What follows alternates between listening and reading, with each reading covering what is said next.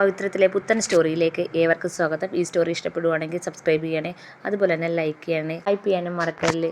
അങ്ങനെ ജോണി വിളിച്ച് പറഞ്ഞ പ്രകാരം ശ്രീകാന്തും ചന്ദ്രശേഖരും കൂടെ നേരെ നാഗർകോവിലേക്ക് വരികയാണ്. അങ്ങനെ അവരെത്തിയ പുള്ളിക്കൻ താമസിച്ചിരിക്കുന്ന സ്ഥലത്തേക്ക് എത്തിയിരിക്കുകയാണ്. അപ്പം അവർക്ക് ലൊക്കേഷൻ അയച്ചു കൊടുത്തിട്ടുണ്ടായിരുന്നു.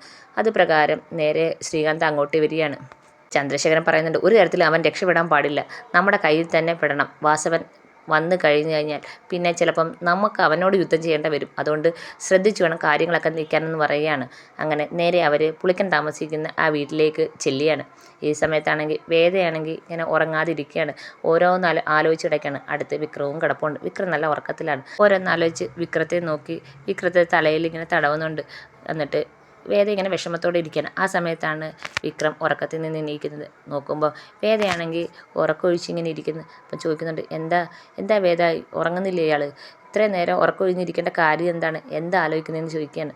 അപ്പോൾ വേദ പറയാണ്, ഞാനിപ്പം ഓരോ കാര്യം ആലോചിച്ചിങ്ങനെ ഇരുന്നേ വിക്രം, ഉറക്കം വന്നില്ല എന്ന് പറയാണ്. അപ്പം വിക്രം പറയാണ്, എന്താ താനും ഇത്രയും ആലോചിക്കാനുള്ളത്? എന്നോട് പറ, ഞാനും കൂടെ അറിയട്ടെ എന്ന് പറയാണ്. വേദ പറയാണ്, എൻ്റെ ഭർത്താവ് ഒരു ചൂടനും മുൻകോപിയും എടുത്തുചാട്ടക്കാരനായോണ്ട് പല കാര്യങ്ങളും എൻ്റെ മനസ്സിൽ തന്നെ വെച്ചേക്കുക വിക്രം അറിയാതെ എന്ന് പറയാണ്. അപ്പം വിക്രമാണെങ്കിൽ എണീച്ച് അവിടെ ഇരുന്നിട്ട് പറയാണ്, ആഹാ നീ കൊള്ളാല്ലേ, മര്യാദയ്ക്ക് എന്താണെന്ന് വെച്ചാൽ പറഞ്ഞോ എന്നും പറഞ്ഞുകൊണ്ട് വേദയെടുത്ത് പറയാണ്. അപ്പം വേദ പറയാണ്, അതാ പറഞ്ഞാൽ ഇപ്പോൾ ഉള്ള ഈ സ്വഭാവം വിക്രത്തിൻ്റെ അങ്ങ് മാറും, ഞാൻ ആ കാര്യങ്ങളൊക്കെ പറഞ്ഞാലെന്ന് പറയാണ്.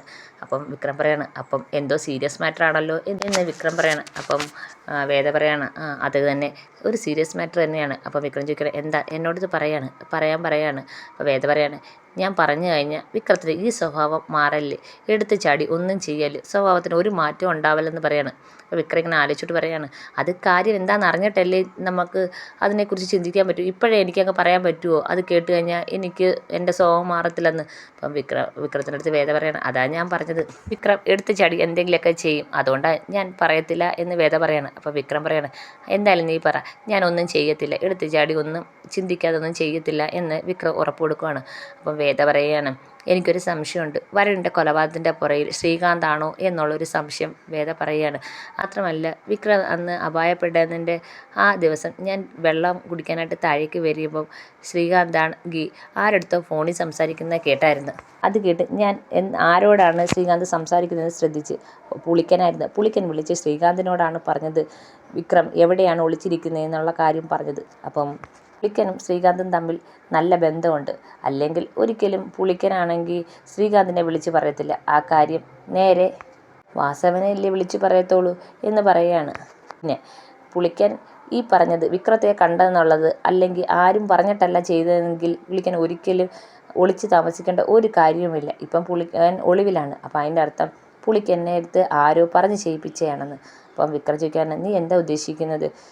എനിക്ക് സംശയമുണ്ട്, എൻ്റെ ചേട്ടൻ തന്നെയാണോ ഈ കാര്യം വരുണിനെ കൊന്നതെന്നുള്ള സംശയമുണ്ട്, അത് വിക്രത്തിൻ്റെ തലയിൽ കെട്ടിവെക്കാനുള്ള ഉദ്ദേശമായിരുന്നു എന്ന് ഉള്ള സംശയമുണ്ടെന്ന് പറയുകയാണ്. മാത്രമല്ല അയാളുടെ ഉദ്ദേശം എൻ്റെ പേരിൽ മുത്തശ്ശൻ എഴുതി വെച്ച സ്വത്തുവകകളാണ്, എങ്ങനെയെങ്കിലും അത് കൈക്കലാക്കുക. കൂടെ ആ അങ്കിളും ഉണ്ട്, ചന്ദ്രശേഖരൻ, വർഷേച്ചിയുടെ അച്ഛൻ.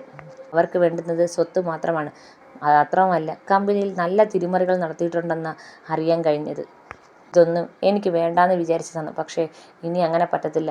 അയാൾ മഹാചതിയനാണ്, അയാൾ തന്നെയാണ് വരുണിനെ കൊന്നത്. അയാൾക്ക് എന്നോടും ദീപ്തിയോടുള്ള സ്നേഹം കൊണ്ടൊന്നും അല്ല ഇതൊക്കെ ചെയ്യുന്നത്, എങ്ങനെയെങ്കിലും സ്വത്തുക്കൾ തട്ടിയെടുക്കുക. ഞാനാണെങ്കിൽ വിക്രത്തിൻ്റെ കൂടെ വന്നു കഴിഞ്ഞാൽ എൻ്റെ സ്വത്ത് അത് വേറൊരു വഴിക്ക് പോകും എന്നുള്ള ഭയം, അതാണ് അയാൾക്കുള്ളത്. ദീപ്തിയെയും ഒരിക്കലും അയാൾ ആത്മാർത്ഥമായിട്ട് സ്നേഹിച്ചിട്ടില്ല.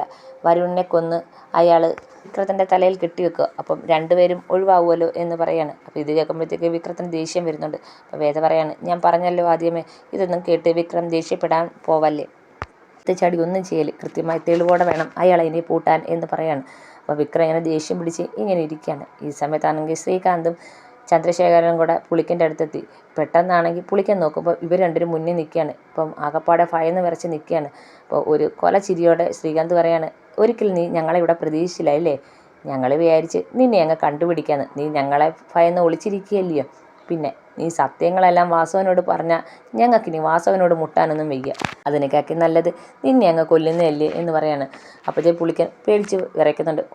രക്ഷപ്പെട്ട് ഓടാൻ നോക്കുന്ന പുള്ളിക്കനെ രണ്ടുപേരും കൂടെ പിടിച്ച് നല്ല ഇടി കൊടുക്കുന്നുണ്ട്.